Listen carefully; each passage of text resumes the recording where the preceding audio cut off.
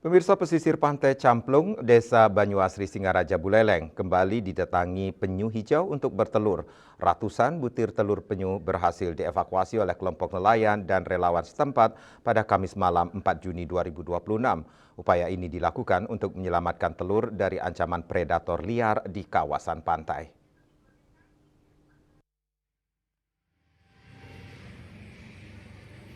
Musim bertelur penyu hijau yang diperkirakan berlangsung hingga Agustus mendatang menjadi momen yang dinantikan para nelayan yang tergabung dalam kelompok usaha bersama di bawah naungan relawan Kurma Segara Raksa Banyuasri.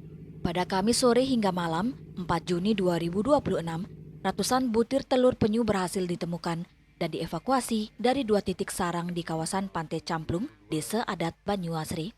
Telur-telur tersebut berhasil diselamatkan dari ancaman anjing liar yang kerap berkeliaran di sepanjang pesisir pantai.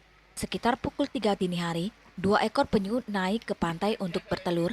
Pada titik pertama, ditemukan sebanyak 73 butir telur, sementara pada titik kedua, ditemukan sebanyak 109 butir telur. Kelompok nelayan bersama relawan kemudian bergerak cepat melakukan evakuasi dan memindahkan telur-telur tersebut ke bak penampungan sementara. Langkah ini dilakukan sebagai upaya penyelamatan awal agar telur tetap aman hingga proses penetasan. Jadi telur-telur yang kita evakuasi ini sementara kita amankan dulu di bak-bak penampungan seperti ini.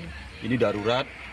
Nah, tujuannya ya untuk penyelamatan sementara nanti kita akan membuat bak yang sesuai dengan standar spek yang disarankan oleh dinas. Tapi saat ini kita belum mampu untuk itu.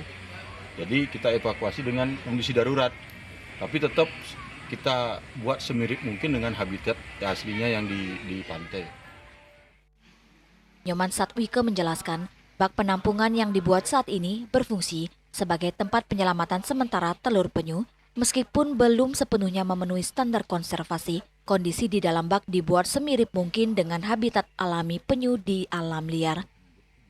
Pihaknya berharap seluruh telur yang berhasil diselamatkan dapat menetas dengan baik. Melalui upaya sederhana ini, para nelayan dan relawan berkomitmen turut menjaga kelestarian populasi penyu hijau yang keberadaannya semakin langka di alam.